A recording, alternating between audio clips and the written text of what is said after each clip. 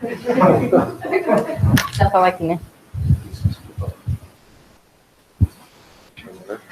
Professor, isso aqui eu não sei muito bem como funciona. Esse do meio é o pointer. Tá.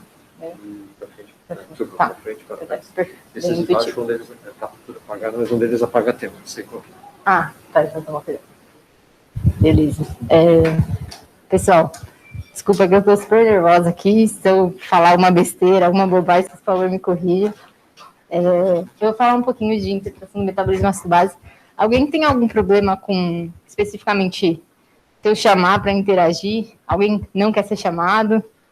Acho que a Ana já vi que não quer. Mas alguém tem algum problema? Acho que eu vou ficar um pouquinho menos nervosa se a gente puder ir interagindo ao longo de tudo. Então, interpretação do metabolismo ácido base, acho que é um tema bem tranquilo, bem fácil. Acho que, assim, até minha cachorrinha de 5 meses, ela devorou o assunto. Vocês podem ver, em questão de segundos, foi super rápido.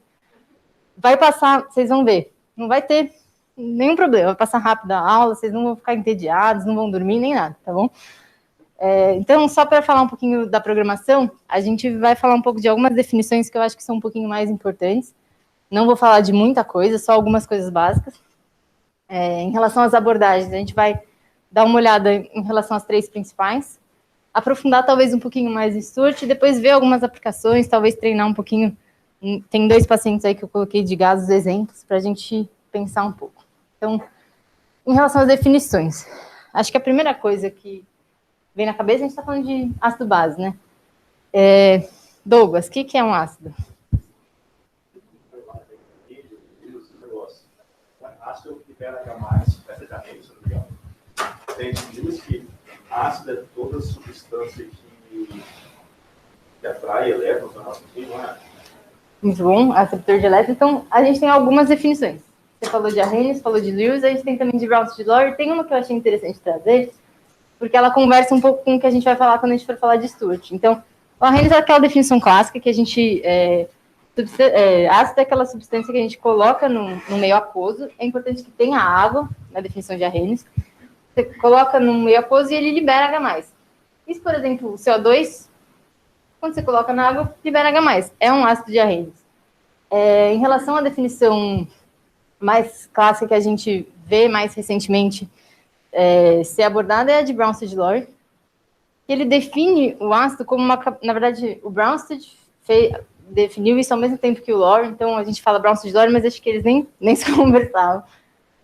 É uma substância... O ácido seria aquilo que era uma substância capaz de doar H+. Então, precisa sair o H+ daquela substância. Talvez o CO2 aí não caiba como um ácido. E nas 2 definições, tanto de Arrhenius quanto de Brownstein, talvez a de Arrhenius dê um pouco de margem mais para a gente pensar nisso, mas não entra, por exemplo, cloro.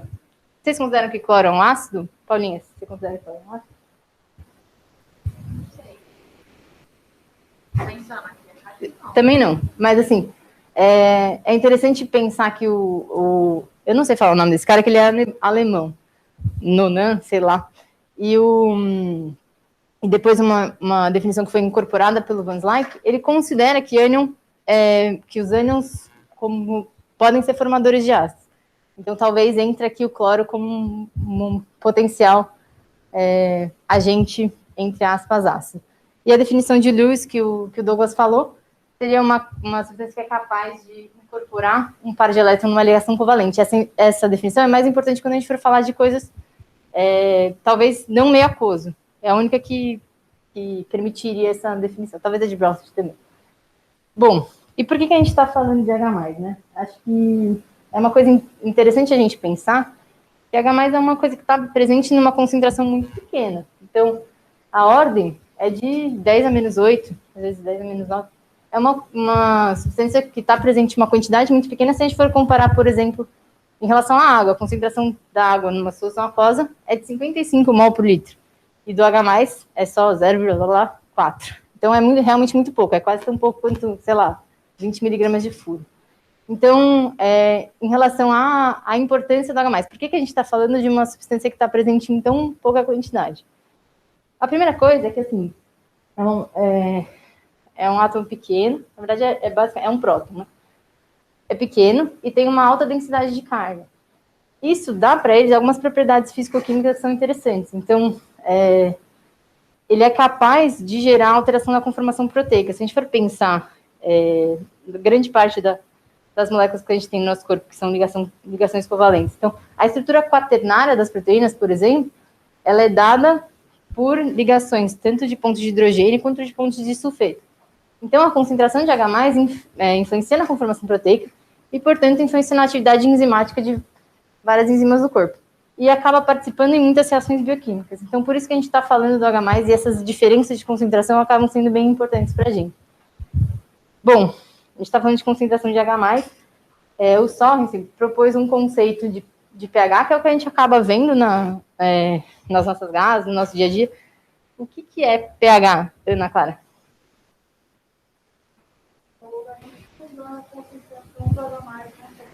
Muito bom. É o logaritmo do inverso da concentração de H+. Então, é um negócio meio confuso, né? O logaritmo do inverso. E não é bem na concentração. Então, a concepção inicial do Sorensen, ele falava de concentração, mas depois passou-se a falar de atividade, que é um conceito, enfim, termodinâmica. Acho que não cabe a gente entrar aqui, nem saberia fazer isso. Mas, assim, só para a gente saber que pH é um conceito nocional. Assim, a gente nem sabe exatamente o que é o pH.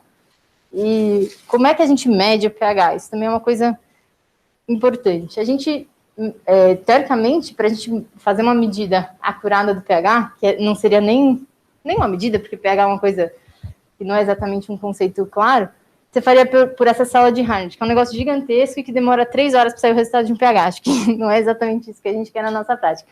Então, a gente acaba usando uma célula de vidro, um eletrodo de vidro, e que vai dar uma estimativa aproximada, mas só para a gente ter ideia de como a gente mede isso. Uma coisa interessante, aí a gente vai entrar, voltando um pouquinho nessa concepção de Brownsett, a gente falava, quando veio o Brownsett e o Lore, acabou-se falando muito de que o H+, não é uma substância que está presente, de fato, na solução. Ela é uma coisa um pouco mais, se associa à água. Então, a gente não sabe bem o que seria essa concentração de H+, de fato, concentração de H+ livre. Acho que dá para... em relação a o que seria um tampão. O que vocês têm de conceito de tampão? Lu, quer falar? Tampão? Tá. Eu acho que tampão é uma substância qualquer que controla o pH porque ele consegue receber, por exemplo, H+. Legal. Então, mas controla mesmo o pH? Acho que é uma coisa que o Stuart coloca, uma coisa que eu achei bem interessante. Um tampão seria uma substância que ela pode estar tanto dissociada como, enfim, não dissociada. E seria basicamente ou um ácido fraco ou uma base fraca. Então, que vai estar presente aí num equilíbrio. E quando a gente pensa em tampão, a gente pensa em alguma coisa que amortece as mudanças do pH. Mas, de fato, amortece? Então, vamos pensar. Isso aqui é um gráfico meio esquisito, mas só para a gente entender. O CID, mais ou menos, do nosso corpo estaria por volta aqui, mais ou menos. Nesse local, isso aqui é a curva para com ácido fraco e aqui sem ácido fraco. Então, aqui seria o tampão, sei lá, qualquer tampão que a gente pensar, albumina.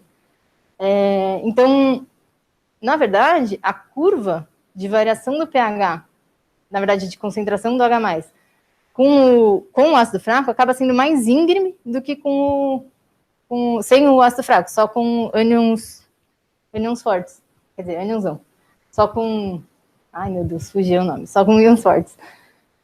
Então, é uma coisa esquisita a gente pensar nesse conceito de pH.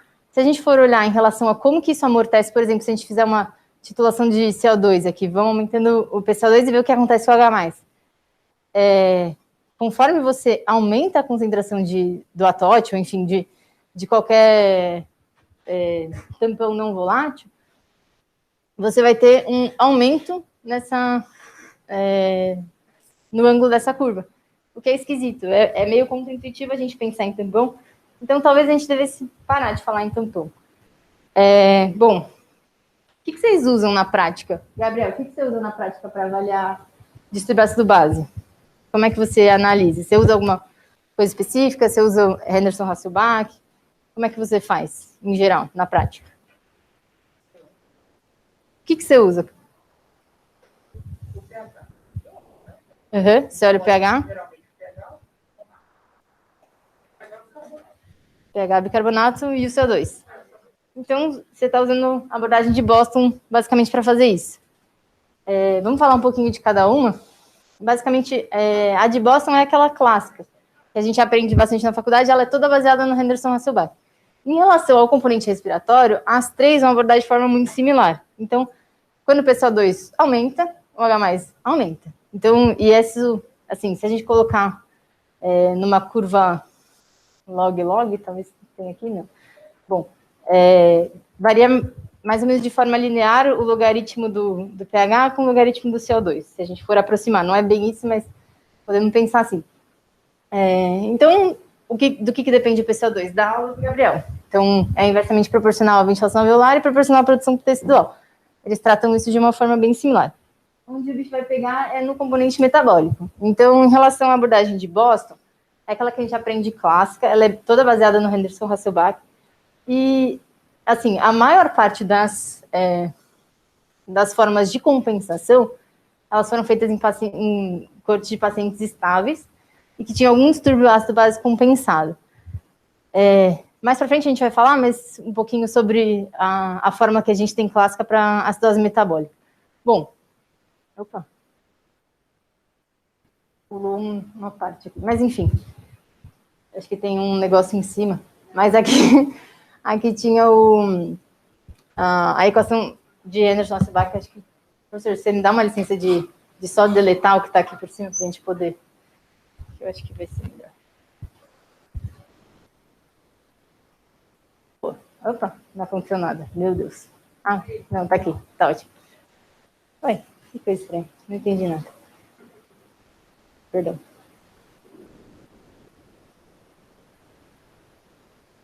Eita, que complicado. Perdão, professor. Então, só para a gente lembrar, aqui seria o equilíbrio que a gente teria com o CO2. Então, CO2 mais água, dando ácido carbônico e dissociando em H+, e bicarbonato. Baseado nisso aqui, a gente pode escrever como a gente escreve para qualquer equilíbrio, que estaria proporcional ao produto de cada concentração sobre o reagente, sobre a concentração do reagente, e a gente consegue transformar isso daqui com o conceito do Sohres. Então, primeiro o Henderson escreveu a constante de equilíbrio para o ácido carbônico, depois o Hasselbalch transformou isso para log, né? Então, pH igual a pKa, que seria a constante de dissociação para o ácido carbônico. E isso seria, junto com o log da concentração de bicarbonato, com o alfa, que seria a constante de solubilidade, e o PCO2, daria a ideia de como funciona o equilíbrio no corpo, o equilíbrio ácido-base. O que é interessante a gente pensar em relação às limitações do Henderson-Hasselbalch? Ele considera, tudo centrado no bicarbonato. Se a gente escrevesse, lógico, isso aqui é verdade, inclusive uma das equações do Sturt para a gente pensar que tem que ser satisfeitas.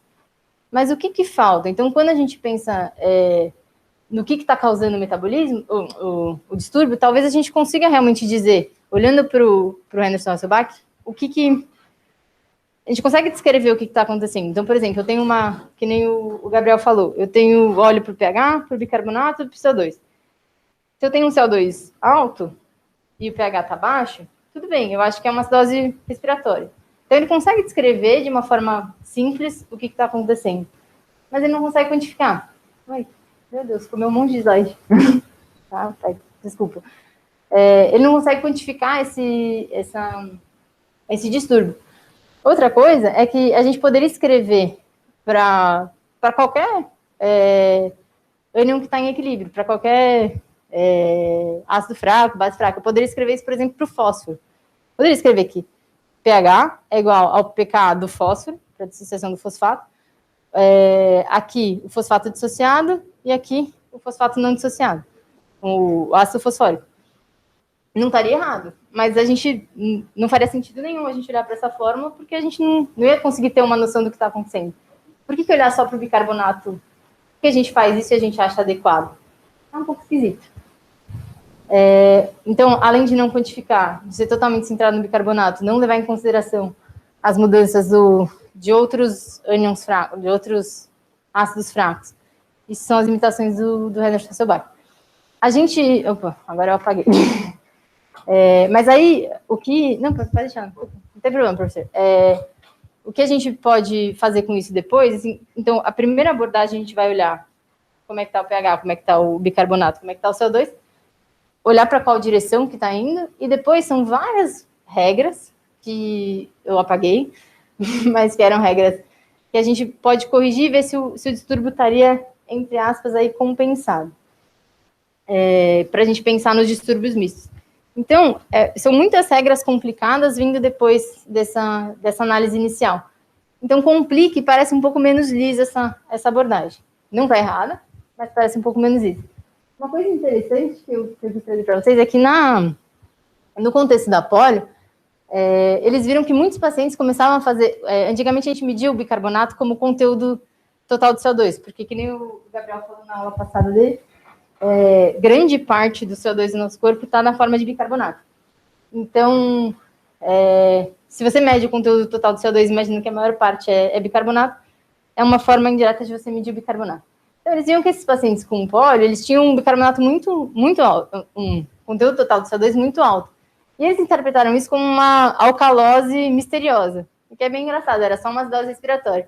Então, aí perceberam que era importante medir pelo menos 2 dos 3 elementos da equação de Henderson-Sobach para você poder ter uma ideia do que está de fato acontecendo com o paciente. Está tudo esquisito isso daqui. Desculpa, gente. Aqui estava aquilo que eu estava dizendo do fósforo. Vamos para frente. Então, ainda em relação ao que fazer com o componente metabólico, né? Então, Henderson-Sobach trata disso, se não é respiratório, é metabólico, e ponto. E o que esses caras fizeram? Então, principalmente os dinamarqueses aqui, começaram a tentar entender como é que eu posso isolar o componente respiratório do componente metabólico. Então, inicialmente, falou de bicarbonato padrão. O que seria isso? Eu pego a amostra do paciente, trago aquilo para o equilíbrio com um pH, para um PCO2 de 40 e meço o bicarbonato a 37 graus, para a gente saber o quanto de... qual que seria o bicarbonato se a gente não tivesse o componente respiratório. Depois isso foi um pouquinho mais elaborado, Singer e Hastings acabaram definindo esse excesso de... essa base tampão, buffer base, que seria a soma de todos os ácidos fracos, aí incluindo o bicarbonato, para a gente tentar entender só o componente metabólico. Depois isso foi um pouquinho mais elaborado por esse cara aqui, o Ole Siverenus. E o que ele fez? Então, aparentemente ele era um interno de 25 anos, isso é bem interessante. Esse gráfico aqui é um gráfico um pouco esquisito de interpretar no começo, mas é uma curva de pH com o log do PCO2 aqui. E para cada... Ai, meu Deus, rapaz, desculpa. Para cada valor... Aqui seriam valores diferentes de hemoglobina. Então, aqui, hemoglobina de 0, 10 e 20. E como é que varia o pH conforme eu vario o CO2? Nesse ponto em que independe da hemoglobina, eles consideram isso o base excess. Eles fizeram um gráfico para mostrar o base excess. Eu sei que eu não fui clara, desculpa, gente. Aqui, a gente tem uma outra curva de... Para cada... Isso aqui são várias isóbaras de PCO2, então, cada linha dessa tem um PCO2 igual. E conforme eu aumento o pH, eu vou ter um bicarbonato definido. Aqui, a diferença entre... Se eu pegar o que eles fizeram no base excess? Trouxeram o pH para 7,4. Seria tipo quanto eu preciso adicionar de ácido forte para trazer o pH para 7,4 se eu mantiver o componente respiratório estável, então com um PCO2 de 40. Bom, inicialmente, esse nomograma conseguiu ser traduzido para uma fórmula, que seria essa fórmula de Van Slyke, quer dizer, seria essa fórmula aqui, e que depois foi normatizada. Por quê? O que aconteceu? Teve uma briga grande entre o pessoal que defendia a abordagem de Boston e o pessoal de Copenhague, então, que defendiam usar o bicarbonato padrão, o buffer base e o base excess. que foi esse grande debate transatlântico. É só mais uma curiosidade, mas eles ficavam trocando cartas, um mirando no outro, e, assim, de uma forma até bem veemente, assim, as críticas, é bem interessante de ler. Mas o que eles puseram de crítica? Então, quem defendia a abordagem de Boston, dizia que essa abordagem do Basic Success, ela não acrescentava nada em relação à abordagem já existente, se você associasse à clínica do paciente, e que tinha uma questão em relação à titulação de CO2. Conforme você aumenta a concentração de CO2, se você olhar isso in vitro, então, porque o Basic Success, ele é feito, você tira o sangue e analisa, né? Uma titulação in vitro daria uma variação de bicarbonato bem maior do que se você for ver de fato in vivo. Então, teve essa questão de volume de distribuição do bicarbonato, que seria diferente, então você não conseguiria dizer, pela análise in vitro, o que estaria acontecendo de fato em vivo, e que o Basic Success, ele não tinha aquelas fórmulas que nem tinha para a abordagem de Boston, que definiria o que seria uma compensação normal. Então, um paciente com, por exemplo, com DPOC, já retentor crônico, teria um Basic Success aumentado, e isso não necessariamente seria um distúrbio novo. E aí, o que eles fizeram? Eles normatizaram para a hemoglobina. Então, o que acontece? Quando você titula esse CO2 em vivo, você tem o papel da diluição da hemoglobina, na verdade, todo o bicarbonato que você vai pensar, você tem que pensar, e todo o CO2, você tem que pensar num contexto de não só do plasma e do sangue, mas do volume total extracelular. Aí a gente não é exatamente extracelular, porque ainda tem as hemácias no caminho. Mas, então, o que eles fizeram?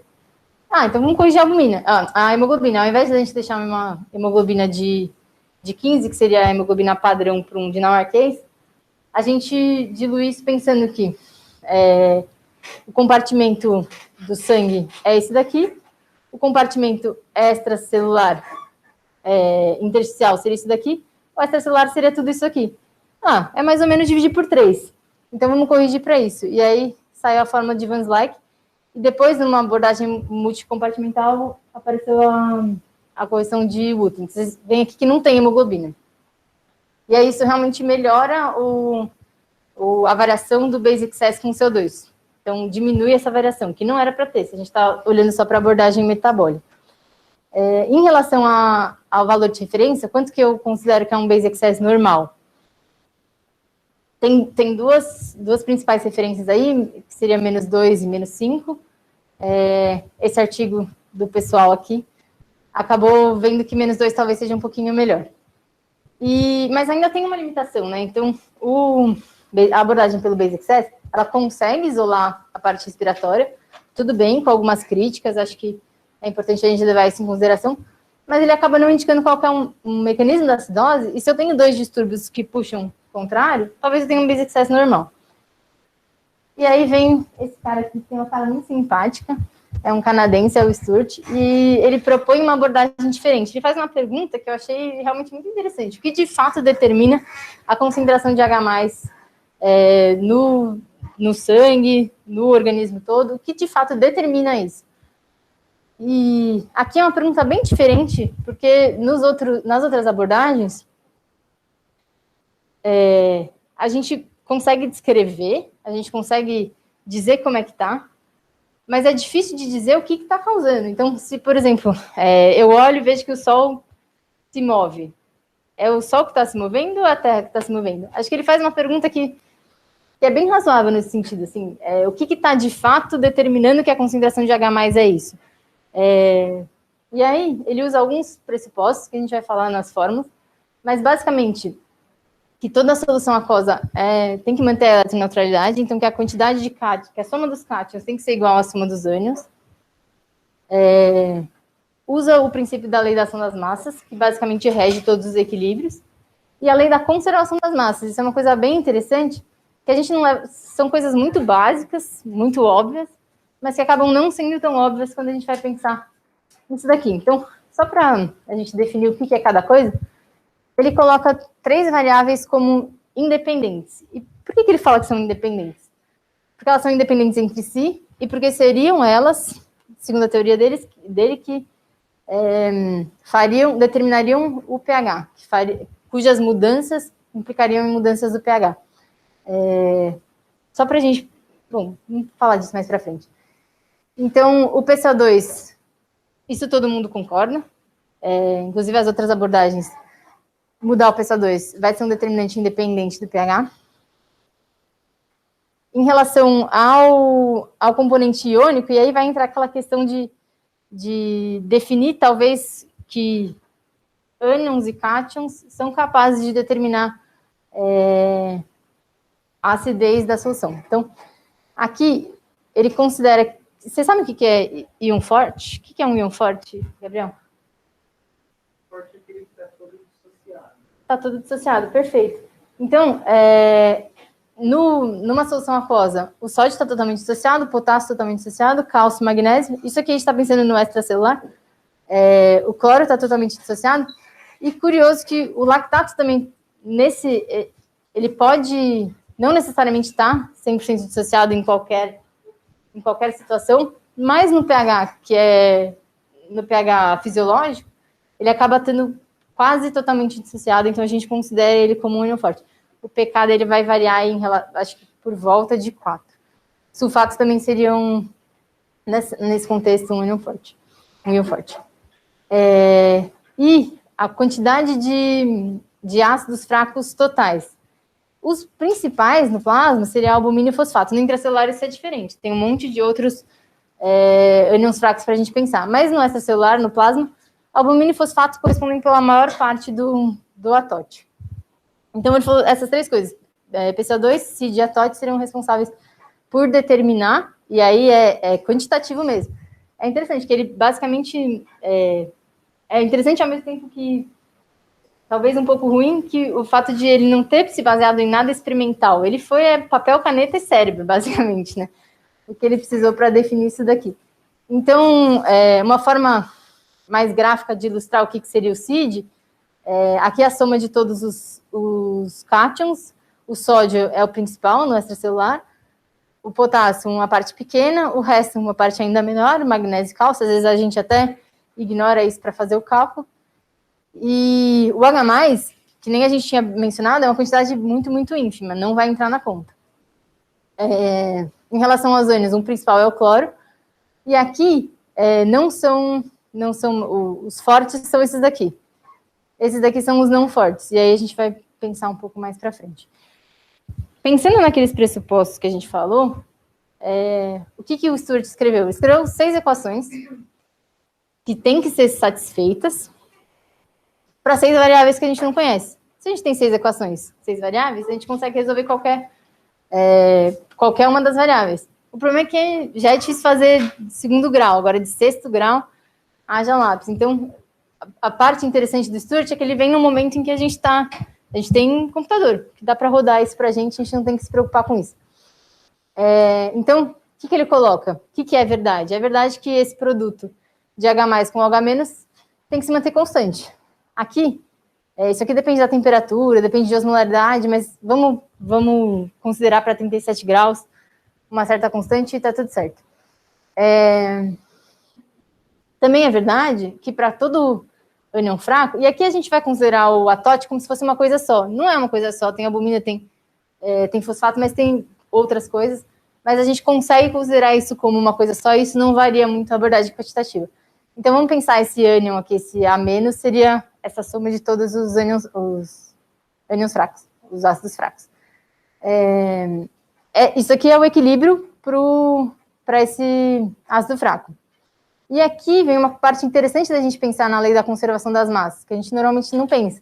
Se a gente não adicionou e não tirou, isso não se forma, porque isso é diferente do bicarbonato. A gente pode liberar, pode perder bicarbonato, porque é uma coisa volátil, mas para os ácidos que não são voláteis e para as coisas que normalmente não se modificam, isso aqui tem que se manter constante. Então, a soma da parte dissociada e não dissociada tem que se manter constante, que é isso que ele vai chamar de ATOT. Também é verdade Henderson-Hasselbalch, está aqui, né? A equação de Henderson, é o equilíbrio para o bicarbonato.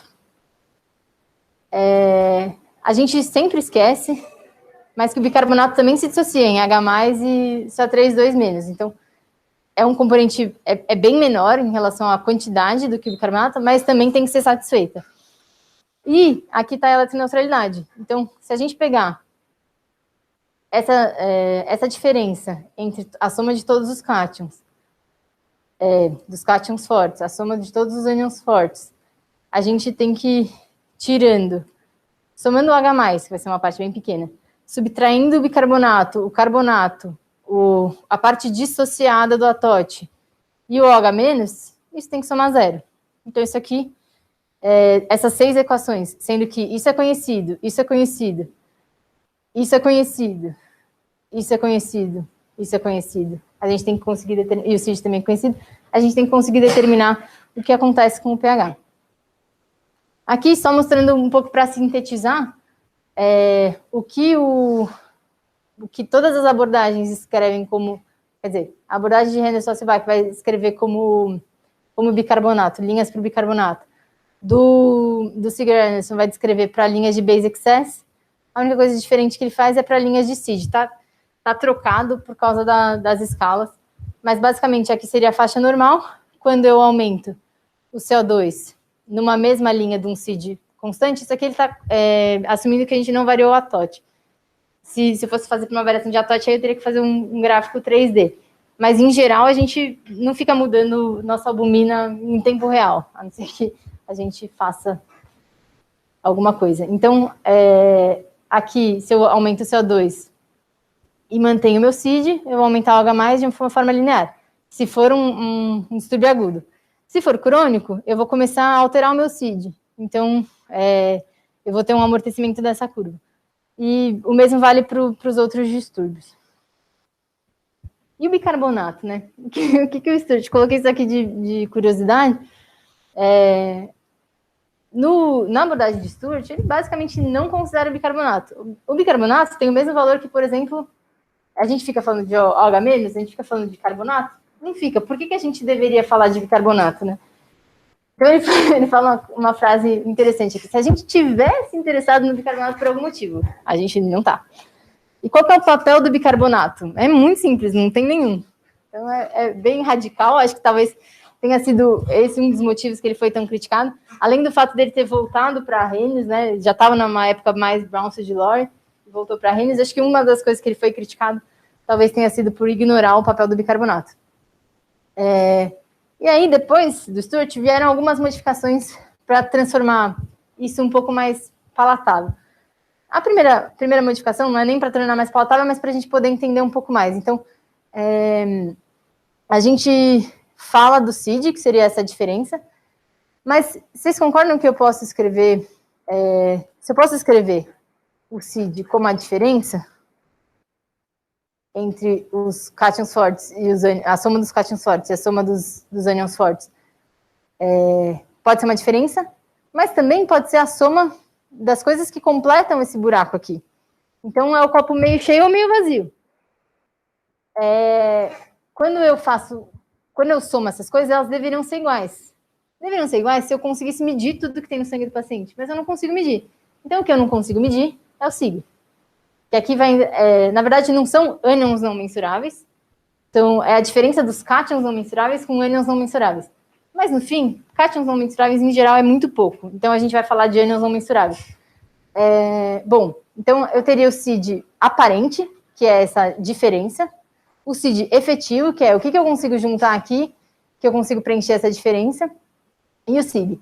As fórmulas para cada um, a do CID aparente, você pode ou não colocar o lactato. Se for com lactato, é CID-A normal, se for sem lactato, é CID-A inorgânico, sem o lactato. O CID-E levaria em conta a albumina, basicamente. Poderia entrar o fósforo, mas na maioria das vezes a gente... não tem, aqui está entrando fósforo, sim. Albumina e fósforo.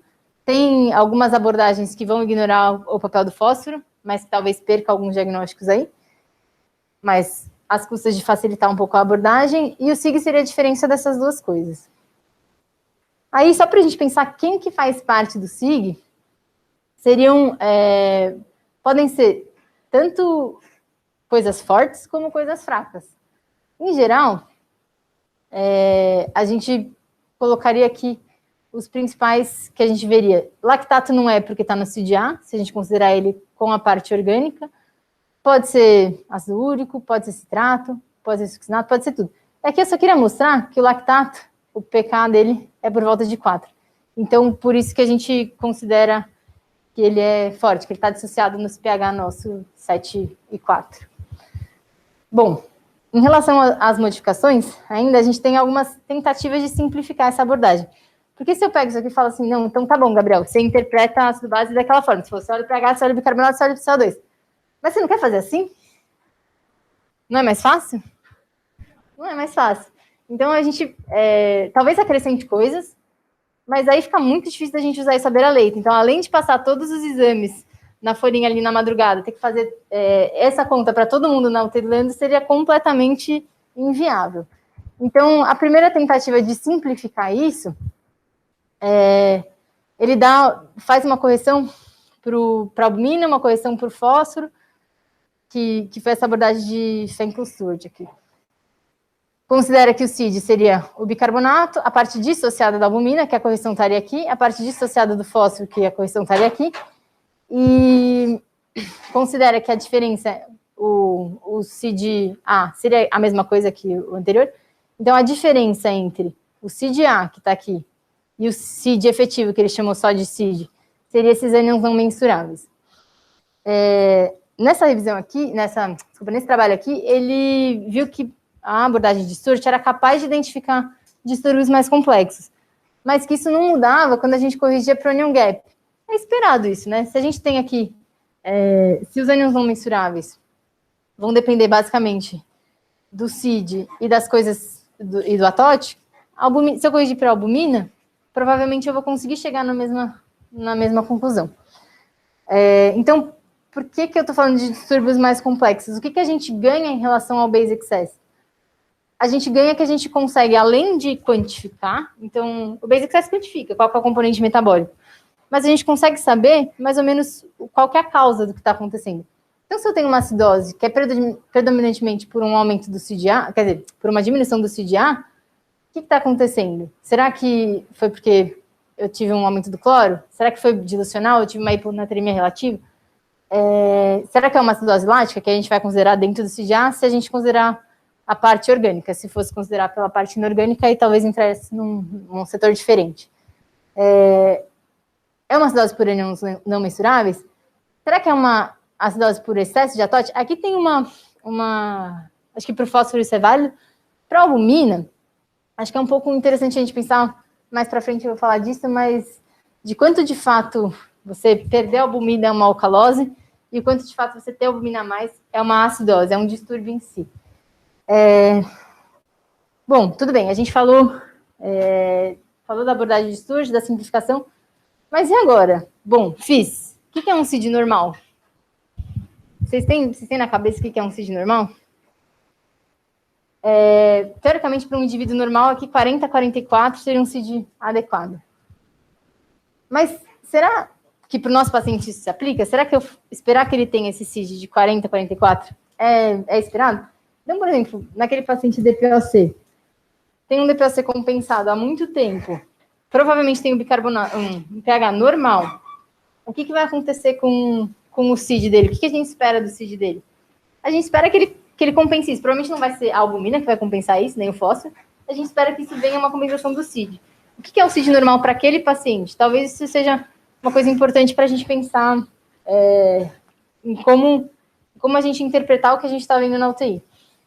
Bom, acho que não tem muito resposta, mas só para a gente pensar, então, especificamente em relação ao retentor crônico de CO2, e pensando também no doente que é hipoalbuminêmico, né?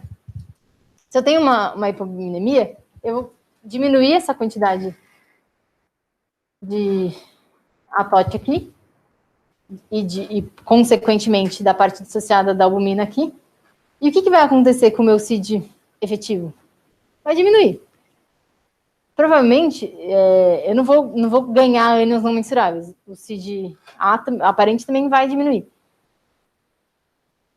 E aí, isso é uma coisa habitual? Isso é um distúrbio? Provavelmente, quer dizer, desculpa. Eu acho que eu estou me confundindo aqui. Mas se eu tenho um paciente hipovolemêmico, isso transforma ele em mais alcalêmico. Se eu tenho um paciente mais alcalêmico a longo prazo, ele vai se compensar disso de alguma forma. Provavelmente fazendo o quê com o CID? Diminuindo o CID dele. Isso provavelmente vai ser um CID normal para ele. Talvez não seja exatamente uma alcalose hipovolemêmica, um distúrbio que acontece, mas o paciente se compensa. Então, para a gente pensar um CID normal, talvez a gente tenha que entender um pouco mais do contexto do paciente. Como é que a abordagem de Boston trata as compensações? De uma forma baseada naquelas fórmulas que eu acabei apagando. Então, o que eles se perguntam? O que é uma compensação adequada? O que é uma compensação excessiva? O que é uma compensação insuficiente? É difícil responder essa pergunta se você pensar que o doente está clinicamente estável, está lá no ambulatório, e ele normaliza o pH. Será que ele tem uma compensação excessiva do distúrbio ou ele está simplesmente se mantendo vivo nessa condição diferente que ele encontrou? E aí, para falar um pouquinho mais dessa questão da abordagem de Boston e das compensações, se a gente for pegar de onde veio como é que a gente faz a compensação? Normalmente, isso a gente aprende na faculdade. Como é que é a compensação de uma acidose metabólica? Como é que a gente normalmente pensa? É uma acidose metabólica, eu quero saber como é que vai variar o CO2. 1,5 vezes BIC mais 8, e a gente tem mais ou menos 2 na cabeça. Aí, de onde veio isso, né? Vem desse trabalho, que era basicamente do Winters, tá faltando mais aqui, que ele pegou grande parte da população, era criança com diarreia, que não era criança com diarreia, era criança com diabetes e insuficiência renal. Então, acaba que o que a gente está considerando uma compensação normal era um paciente que claramente não está normal. Só um dos pacientes era o que a gente poderia considerar que é um pouco mais normal, que ele ingeriu acidentalmente cloreto de amônio. Então, realmente, uma intoxicação, eu espero que o paciente seja normal, e aí a gente poderia ver o que acontece com ele. E aí, se a gente for pegar, no próprio trabalho do Winters, ele acaba colocando outras fórmulas que ele encontrou na literatura para avaliar a compensação da acidose metabólica. Se a gente olhar para cá, em relação a, por exemplo, eu tenho um paciente com um bicarbonato de 12,5. Quanto que eu espero que seja o CO2 dele? Bom, algo entre 25 e 32? Acredito, né? 31, 32? É muita variação. Faz sentido? Vocês concordam com isso? Bom, e aí veio esse cara aqui, o Kellogg, ele pensou, olhando tudo que tinha saído depois do Sturt, como é que a gente poderia parar de brigar entre as 3 abordagens e transformar alguma coisa útil na prática?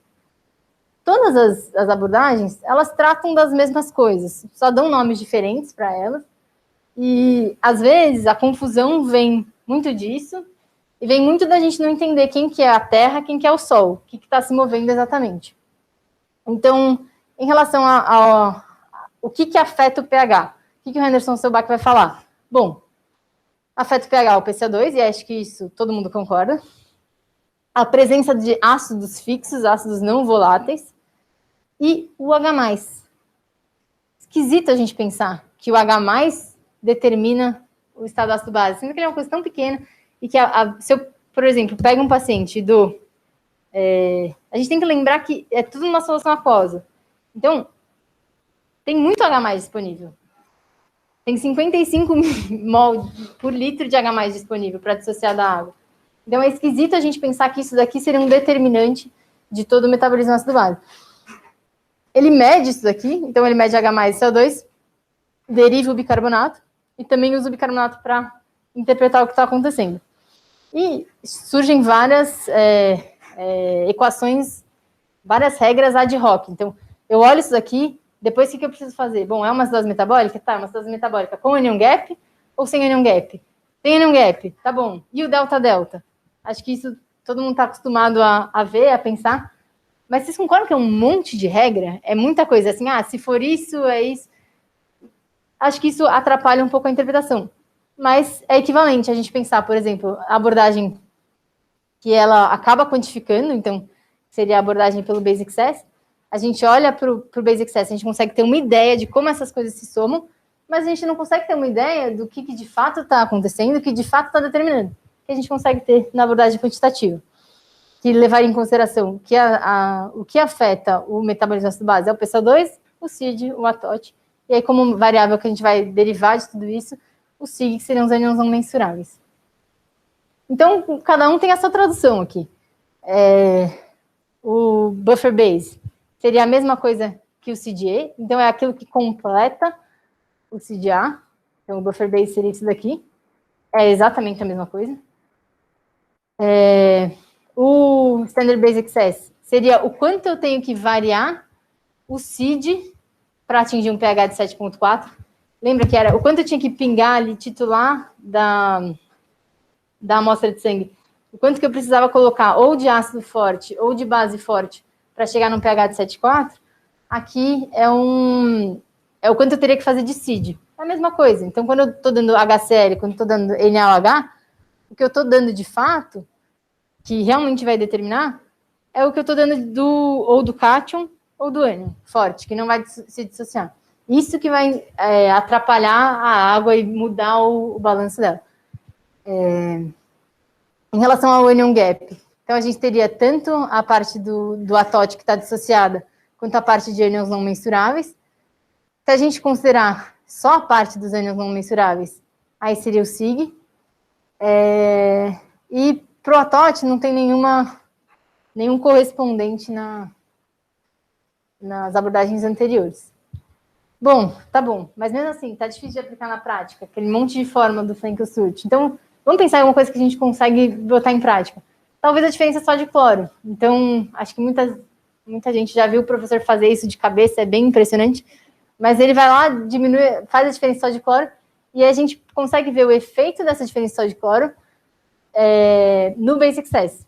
Acho que é uma coisa interessante. E o efeito do ATOT no base excess. Então, se a gente pensar, eu tenho um paciente que tem um base excess negativo, o que está puxando para cada lado? Então, o que está puxando para o lado da acidose, o que está puxando para o lado da alcalose, e quanto cada um está puxando? A gente consegue ter uma ideia do que está acontecendo com o paciente. Especificamente, acho que em relação a valores, eu encontrei alguns na literatura. Tem gente que fala que 38 seria o normal, tem gente que fala que 35 seria o normal.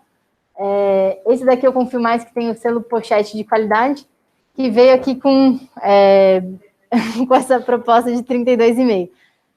Parece que tem uma boa correlação com o CDA e também tem uma boa concordância com o viés, né? A gente está deixando de levar em consideração várias coisas, então a gente espera que realmente isso desvie, mas dentro de uma variação, tenha o viés, mas uma variação aceitável. Então, acho que dá para a gente usar 32,5. Se foi feito aqui no nosso meio, acho que se aplica a gente. Bom, tá. Então, tem esses 3 tipos de abordagem. E para que a gente vai usar isso na prática? Então, uma coisa é talvez a gente pensar, o paciente está com acidose metabólica. Se eu fosse usar a abordagem de Boston, ou de Rhinostosebacter, talvez eu parasse por ali. Bom, tá bom, é uma acidose metabólica. E por que essa acidose metabólica está acontecendo? Isso importa, gente? Será que saber qual o tipo de acidose metabólica que eu tenho faz diferença? Importa? O que vocês têm de conceito? Sim, né? Porque tudo que você vai ler qual é o tratamento da acidose é tratar a causa de base. Perfeito. Então, tanto para tratar a causa de base, e talvez tenha alguma relação com mortalidade. Acho que isso aqui é muito divergente na literatura, não dá para dizer que com certeza tem alguma coisa, mas assim, lactato é uma das coisas que a gente tem um pouco mais estabelecida. Realmente, uma acidose lática talvez seja importante. Agora, a acidose por ânions não mensuráveis já fica uma coisa um pouco mais controversa. Alguns estudos acharam que sim, que realmente importa, e aí levar em consideração que era a população pediátrica, trauma vascular e pacientes com malária, assim, foram 3 trabalhos diferentes. Só que as que foram negativas, curiosamente, são países que eles usavam muita gelatina para expandir os pacientes. Então, talvez os ânions não mensuráveis fossem por causa disso. Então, talvez realmente a gente não visse uma diferença de mortalidade.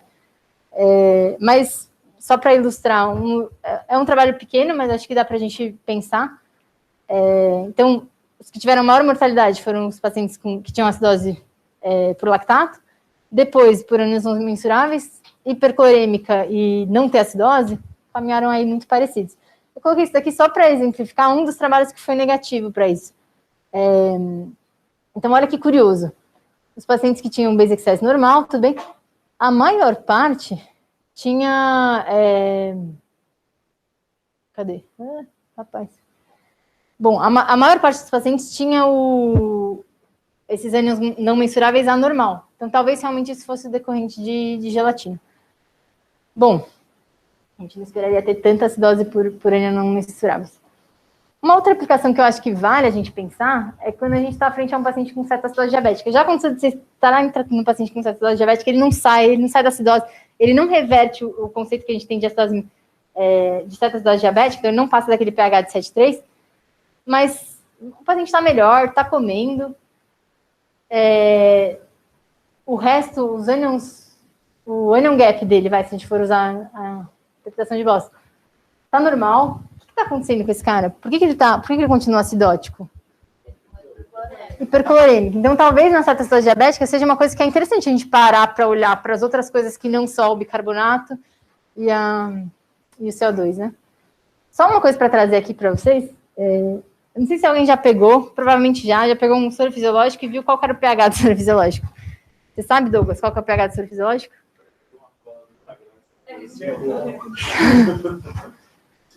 Sim, 5,5, 5, enfim. Eu fui atrás disso e vi que, assim, na real, glicose também tem um pH baixo. Na verdade, as coisas variam muito. Por que o saquinho de soro fisiológico é ácido? Tem algumas explicações que eu achei. Muitas delas falam em relação ao CO2 dissolvido, que quando você teria quando você teria um sal forte ali, ele acaba aumentando a quantidade de CO2 dissolvido, você transforma isso em mais ácido. Tem também o que o livro do Kellan fala, é que você tem uma diferença entre a atividade apesar do NaCl, do NaOH e do HCl serem ambos base forte, ácido forte, respectivamente, o HCl seria um ácido mais forte do que o NaOH é uma base forte. Então, teria uma diferença... Não tem diferença de concentração do que está de fato dissolvido, mas sim de atividade. Pode ser por causa disso. Mas aí não justifica porque que a glicose também é ácida. Então, é esquisito, é isso mesmo. Acho que isso aqui justifica a gente ter acidose metabólica por infusão de soro fisiológico? O que você acha, Fred?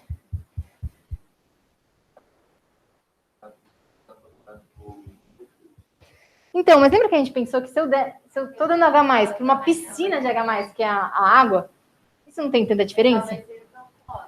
Exatamente. Então, aí vem as explicações possíveis. Se eu for usar a abordagem de Boston, como é que ele vai falar? Bom, eu vou ter acidose metabólica por infusão de soro, que eu sei que a gente tem, porque eu diluo o bicarbonato. É muito esquisito pensar que a gente vai diluir o bicarbonato e que aquilo não vai se restabelecer o equilíbrio. Bom, eu diluo o bicarbonato, diluo o CO2, mas o CO2 vai voltar ao normal, porque produz CO2. Então, só o bicarbonato vai ficar sem mudança, então o pH vai cair. É estranho, né? Bom, acho que talvez essa daqui faça um pouquinho mais de sentido. Então, eu dei NaCl na mesma concentração, 154 mEq por litro de sódio, 154 mEq por litro de cloro. E como é que é o nosso sangue? Ele tem, 140 de sódio e 100, 105 de cloro. Então, eu vou diluir, eu vou aumentar muito mais para o cloro. Essa é uma conta matemática fácil, eu vou aumentar muito mais o cloro do que eu vou aumentar o sódio. Então, o que acontece? Eu diminuo a diferença entre os... Vamos voltar lá no Gamble Graph. Eu diminuo essa diferença aqui, certo? Então, o que vai acontecer é que eu vou ter mais espaço para o H+. Então, realmente vai ter uma acidose por um CID aparente diminuído. Bom, tá bom. Acho que tá muito agitado no horário aí, eu não sei. Não? Dá para a gente discutir algumas mais? Quem quer interpretar essa daqui?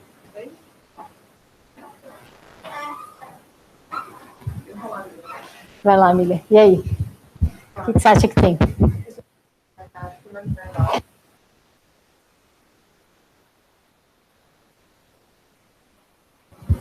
Legal, tem uma alcoolemia, tem algum distúrbio que vai estar puxando para a alcoolose.